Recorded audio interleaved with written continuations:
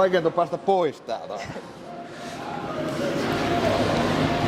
Meidän viime videosta on 1,5 vuotta. Niin. Ja viime reenistä on vuosi. Eikö niin, missä me käytiin? Lahdessa. Eikö niin oli joo?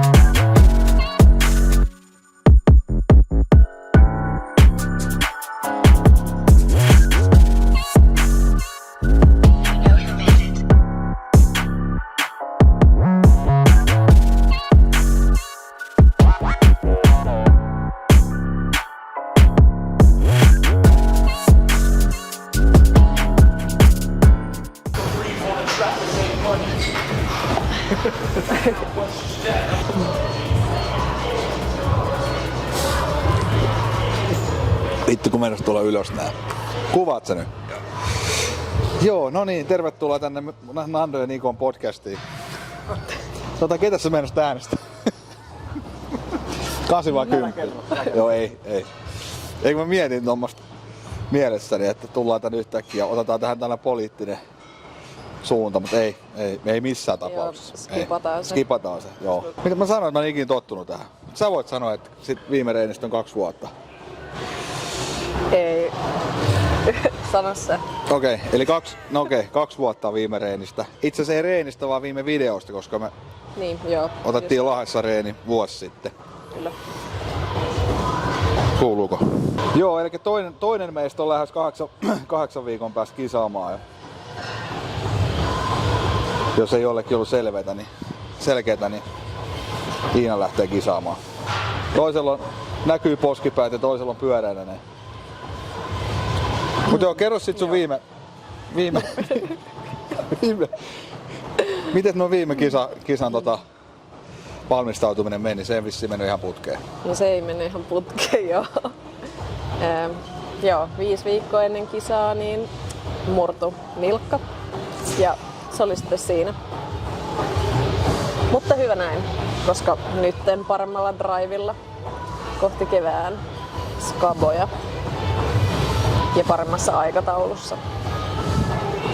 Just niin kuin puhut tuossa aikaisemmin, että se tuntui siltä, että niin oli tarkoitus käydä. Joo, todellakin. Koska joo, sitten ei kyllä, tai vaikka oli 5 vuotta siinä vaiheessa ollut jo dietillä, niin jostain syystä ei kyllä niinku harmittanut yhtään, vaan se oli ennemminkin helpotus, että joku muu teki sen päätöksen mun puolesta, että mä en mene silloin syksyllä. Tai mustahan se oli riippuvaista, mutta kuitenkin, että on, niinku olosuhteet teki sen päätöksen sitten, että ei voi mennä. Oliko se joku lasketteluhomma vai jos haluat avata miten käy sitä? Ei, mä olin koireen kanssa metsässä. Eikö niin se juttu? Aivan, juu. Se on hyvä, että sä käänsit sen noin päin, kun moni olisi sitten vaipunut semmoiseen masennukseen tai tavallaan jättänyt leikin kesken siinä vaiheessa, mutta sä käänsit sen noin päin, että parempi näin, niin pääsee sitten vahvempana takaisin. Kyllä. Ja ainakin mun silmään tuo kehitys sitten siitä lähtien on ollut kovinta, mitä sulla on niin kuin ollut, mitä on tässä seurannut. Niin joo, varmasti on tehnyt hyvää tavallaan toi, että sai uuden resetin siihen seuraavaan lähtöön. Ja nyt on 8 viikkoa seuraavia. Joo. Mut koska mua ahdisti niin paljon se mun oma kondis, mä jankkasin itselleni viimeiset 2 kuukautta, että malli on löysä. Ja sittenhän mua vaan ahdisti olla siellä lavalla ja kyllä mä niinku nytten oon todennut sen, koska se esiintyminen on mulle ihan sika vaikeeta tai se ei tuu mulle silleen luontaisesti, niin mä tarviin niinku, no ikinä ei ole itsensä mielestä täydellinen, mutta kyllä mun pitää olla oikeesti varma siitä mun omasta kondiksesta ja silleen, että mulla täytyy olla itse varma olo, että mä voin mennä ottaa sen lavan haltuun. Ja näyttää itse varmaan sitten. Joo. Koska just ne viime kisat, niin mähän menin vaan niinku pyytelemään anteeksi sinne. Ja sit mä olin vaan äkkiä pois. Joo, kiitos. Mut ne oli ekat kisat, sä opit niistä varmaan tosi paljon. Niin, joo, todellakin. Ja sit sen verran, mitä pystyt katsoa sitä matskua, niin sit sä myöskin näet, että no en tee ainakaan noin seuraavalla kerralla. Siis just toi. Joo, et oli ehkä ihan kivakin nähdä niitä videoita ja olla sillä, että ei herran jumala, koska nyt ei halua toistaa niitä samoja virheitä uudestaan, vaan että sitten että nyt paljon paremmin ja keskittyy tiettyihin juttuihin ja vaikka niinku poseeraaminen ja kaikki niin on paljon varmempaa ja siihen on käytetty niinku tunteja aikaa nyt tämän 1,5 vuoden aikana, niin kyllä ihan 100 varmasti, tai että tulee parempi paketti, mutta toivottavasti tulee tarpeeksi hyvää. No, mutta mulla on vähän sama ajatus siitä, ne oli kisojen kanssa, että mäkin katon niitä aina sellainen, että on siihen juttu, mitä olisi voinut tehdä toisia paremmin. Ja totta kai sitä, kun ollaan helvetin tämmöisellä tää on tosi ankara laji, niin missään vaiheessa et ole täydellinen, näkee vaan niitä heikkoja kohtia. Toisen silmään se näyttää tosi hyvältä ja omaa silmään sanoo, että ei mitenkään päin. Kriittinen. Kyllä. Nyt sulla on taas niinku selkeä, mistä sä lähdet peilaamaan sitä sun reenaamista. Et just niin kuin sanoit, niin tunteja niitä poseerausreenejä. Jep. Joo, kyllä on todennut noiden edellisten kisojen jälkeen, varsinkin itsellä, kun ei oo semmonen, mä ihailen niitä tyyppejä, jotka on ihan sama missä kondiksessa ne on, mutta et ne menee sinne lavalle ja on sillä asenteella, että mä oon niinku paras. Joo. Niin mä haluaisin niinku itekin sen, niin kyllä on joutunut tekemään niinku duunia se eteen ja toivottavasti pysyy semmonen itsevarma olo sit, kun se niinku astuu sinne lavalle, koska vaikka harkkakisois viime syksynä, niin mulla oli ihan sika hyvä olo siellä NS-väkkärillä tai näin, mutta sitten me mentiin sinne lavalle ja herra jumala, se on harkkakisa, sillä ei niinku mitään väliä. Niin, kyllä. Niin, siis mulla vaan niinku jalat sheikkas ja mua vaan niinku ahdisti olla siellä. Se on varmaan, kun sä olit aikaisemmin siellä, ne tuli takaisin ne fiilikset. Niin, mutta toisaalta silloinkin mua vaan ahdisti olla ne, niinku kun mä tungin ne biksut päälle ja kun ei oo siinä kisakondiksessa, niin sit mä olin ihan sellainen, mä vihaan tätä.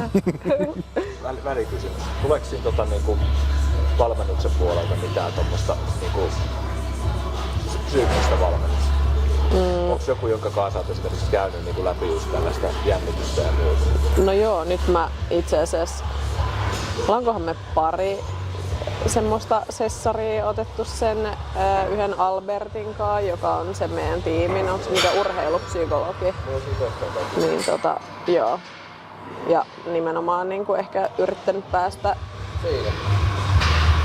niin kuin selville siitä, että miksi ne tai miksei vaikka halua asettaa itselleen tiettyjä tavoitteita tai mikä siinä esiintymisessä jännittää ja niin kuin päästä tommosista. Toihan voi mennä niin kuin sit helvetin syvällekin joku juttu, että miksi sua ahdistaa esiintyä. Sitten kun lähdetään kaivaa niitä juttuja, niin. Se voi olla. Miksi ahdistaa ja miksi sä silti haluat? Niin. Se on niinku se ristiriitainen juttu. Niin, jep. Ei itselläkään silloin, niin mua niinku jossain ala-asteella, kun piti pitää jotain esityksiä, ne oli pahimpia paikkoja, missä pitää olla. Esimerkiksi tuo kameran kuvaaminen, se on mulle sellainen, mikä ahdistaa vähän mua. Aina niihin kumminkin hakeutuu sellaisiin tilanteisiin, missä kuitenkin tehdään niitä juttuja, mistä ei oikeasti tykkää. Poikkeavan korkea syke. Just tää on nyt siitä ahdistuksesta, niin tää on niinku ihan suoraan. Ei tullut treenissä, mutta tässä. Sen takia se huutaakin on muka lepo ja mulla on edelleen sykende on korkealla. No pitäisikö tässä jakaa vähän noille, jotka ei ole käynyt kisaamassa tai harkitsee sitä, niin jotain hyviä vinkkejä. Älkää tehkö sitä. Älkää tehkö sitä itselleni. No ei vaan. Homma valmentaja. Semmonen mikä tuntuu sun mielestä oikealta ja niitä on kuitenkin siis ympäri Suomea ihan helvetisti eri vaihtoehtoja, niin katot kaikessa rauhassa semmoisen sopivan sieltä ja ehkä vähän voit kysellä semmoisilta tyypeiltä, jotka on kisannut, että ketä ne suosittelee ja minkälainen se on ja näin, niin löytää heti semmoisen tyypin, kenen kanssa on helppo lähteä toteuttaa sitä projektia. Ensimmäinen vinkki. Haluatko sä suositella myös valmistajaa? Tai sille ihan päätetään. No ei. Elorannan Marko on kova tekijä naisten ja miesten kanssa, että helppo suositella. Kyllä. Sitten kun vinkki numero 1 on otettu käytäntöön, niin poseeraamiseen ei voi käyttää liikaa aikaa sitä, vaan erittäin paljon.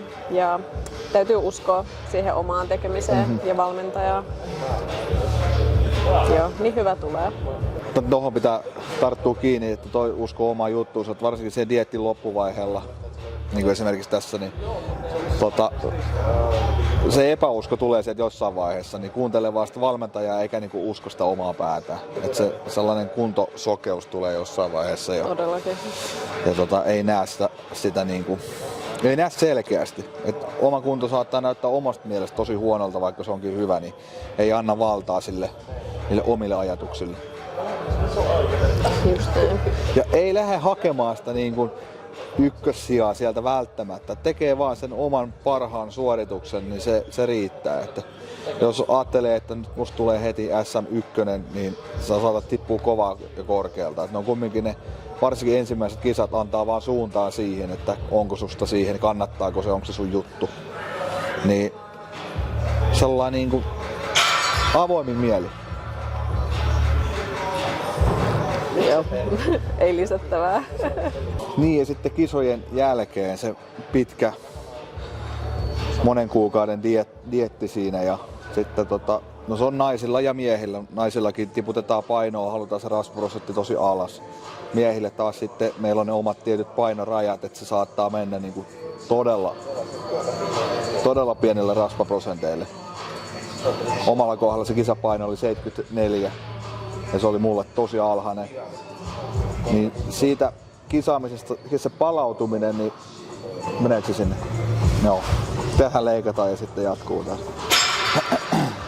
Se palautuminen ottaa oman aikansa, että se on kumminkin henkisesti ja fyysisesti kova rääkki, kun ruvetaan tiputtaa painoa. Ja sitten siinä saattaa vaikuttaa myöskin ne asiat, että miten ne kisat on omasta mielestä mennyt. Ja jos se ei ole mennyt ihan sellaisella niin kuin tavalla, millä olisi itse toivonut menevän, niin se voi olla, että se nouseminen sieltä semmoisesta dieetin jälkeisestä sumusta, niin siinä saattaa kestää jonkun aikaa. Ja semmoinen vinkki vielä, että jos tuntuu niin tuommoisen dieettaamisen jälkeen tai kisojen jälkeen jotenkin vähän huonolta tai pahalta tai tuntuu siltä, että ei meinaa palautua, niin kannattaa ottaa sen valmentajan kanssa vaan se puheeksi. Ja sitä kautta lähteä niin kuin palautumaan normaaliksi niin sanotuksi. Omalla kohdalla se vaatii tosi paljon aikaa ja kärsivällisyyttä. Se ei ole 2 viikkoa, niin että sä olisit palautunut normaaliksi, vaan siinä voi mennä kuukausiakin. Mutta siihen kannattaa tosiaankin panostaa ja muistaa se, että se vaatii aikansa. Joo. Ja no, mä en ehkä koe, että oli palautumisenkaan mitään ongelmaa, mutta sekin, tai mulla oli taas ihan hirveä nälkä, vaan söin ja söin ja söin. Ja se oli ehkä semmoista niinku kontrolloimatonta syömistä. Et se meni kyllä niin överiksi, mutta toisaalta sekin on normaalia. Silleen, että kroppa tarvii ruokaa ja sitten kun se saa sitä ruokaa, niin se huutaa sitä ruokaa lisää. Niin ehkä sekin oli silleen vähän pelottavaa itselleen, että loppuuko tää koskaan, tää nälkä ja tää tunne. Mutta kyllä se sieltä kaikki palautui taas normaaliksi ja treenaaminen oli taas kivaa. Ja elämä oli taas kivaa. Joo. Mitä minä sitten seuraavaksi? Niin, viime videosta tai siitä tekemisestä siitä on Siitä on vuosi. Sitten meidän viime videosta, eikö se ole? Ai niin joo. Ei kun siitä ei ole niin kauan, kuitenkin. Joo tosiaan niin olisi tarkoitus lähteä tonne voimapuolelle vähän kokeilemaan, että mihin riittäisi rahkeet. Koska aina pitää olla jotain tekemistä ja tavoitteita.